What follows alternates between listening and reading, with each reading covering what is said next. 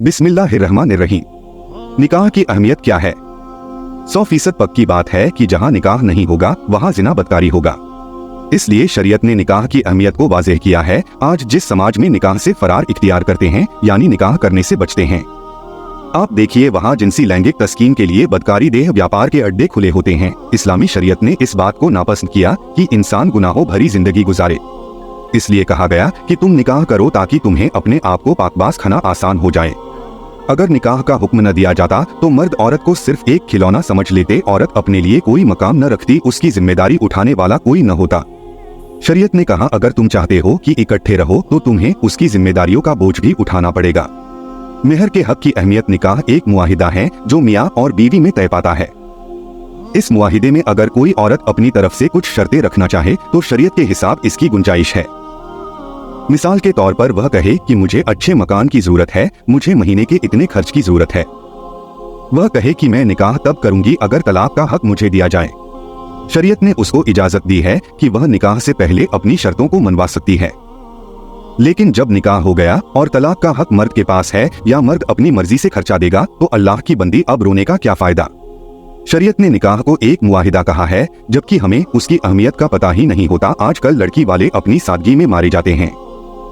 मेहर लिखने का वक्त आया तो किसी ने कहा 500 रुपए, किसी ने कहा 50 काफी है। वो खुदा के बंदो 50 काफी नहीं, क्योंकि यह एक बच्ची की जिंदगी का मामला है, इसे ऐब न समझें। अगर तुम समझते हो कि कोई बात निकाह से पहले तय कर लेना बेहतर है तो शरीयत ने तुम्हें इसकी इजाजत दी है। लड़के वालों की यही चाहत होती है कि लड़की वाले मेहर नहीं लिखवाएं तो बेहतर है, क्यों जिम्मेदारी जो होती है। सुनिए और दिल के कानों से सुनिए कि मेहर के मामले में 3 सुन्नतें हैं। आदमी को अपनी हैसियत के मुताबिक इन तीनों में से किसी एक सुन्नत पर अमल कर लेना चाहिए। नंबर 1 मेहर फातिमी यानी सैयदा हजरत फातिमा रजी अल्लाह अन्हा का हक के मेहर या फिर सैयदा हजरत आयशा सिद्दीका का जो हक के मेहर नबी अलैहिस्सलाम ने अदा फरमाया उसको बांध लिया जाए तो यह भी सुन्नत है। नंबर 2 मेहर मिस्ल लड़की के करीबी रिश्तेदारों में आम तौर पर लड़कियों का जो मेहर रखा जाता है उसको मेहर मिस्ल कहा जाता है, उनके बराबर उसका मेहर बांधना भी सुन्नत है। नंबर 3 लड़की की अक्लमंदी नेकी और शराफत को सामने रखते हुए उसके निकाह का मेहर बांधा जाए, यह भी सुन्नत है। शरीयत ने 3 विकल्प ऑप्शन दिए हैं, इनमें से किसी एक को पसंद कर ले उसे सुन्नत का सवाब मिलेगा।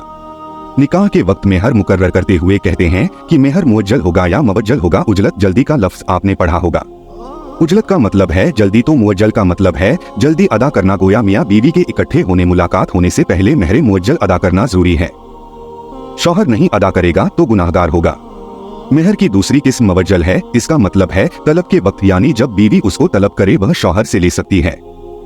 शौहर को जेब नहीं देता कि हक के मेहर माफ करवाने के लिए उन पर दबाव डाले। हाँ, अगर कोई बीवी मेहर की रकम वापस लौटाए तो कुरान की रूह से उस रकम में बरकत होती है। हाँ, अगर वे बीवियां खुशदिली से छोड़ दें तुमको उस मेहर का कोई हिस्सा तो तुम उसको खाओ मजेदार और अच्छी चीज समझकर। हजरत अली रजी अल्लाह अन्हु ऐसी रकम से शहद खरीदते और पानी में मिलाकर मरीजों को पिलाते थे। निकाह का प्रचार करना, शरीयत ने निकाह की तशहीर, ऐलान और प्रचार करने का हुक्म दिया है।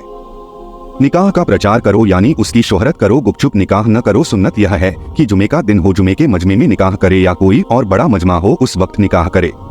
दोस्तों और रिश्तेदारों को बुलाएं ताकि सबके इल्म में आ जाए कि आज के बाद यह लड़का और लड़की अपने नए घर की बुनियाद रख रहे हैं।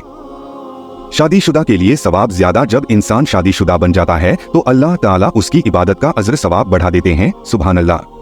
चुनाचे उलेमा ने लिखा है कि जब इंसान निकाह कर लेता है तो मियाँ बीवी जिंदगी गुजारते हैं तो उसकी एक नमाज अदा करने पर अल्लाह ताला 21 नमाजों का सवाब अता फरमाते हैं। ऐसा क्यों? इसलिए कि अल्लाह के हुकूक तो पहले भी अदा कर रहा था, अब हुकूक को निभाते हुए अल्लाह के हुकूक को पूरा करेगा तो अल्लाह ताला उसकी इबादत का सवाब बढ़ा देंगे। गोया निकाह के बाद इबादत का सवाब बढ़ा दिया जाता है। सुभान अल्लाह। हेलो नाजरीन, कैसी लगी हमारी वीडियो? अपनी राय कमेंट में जरूर बताएं।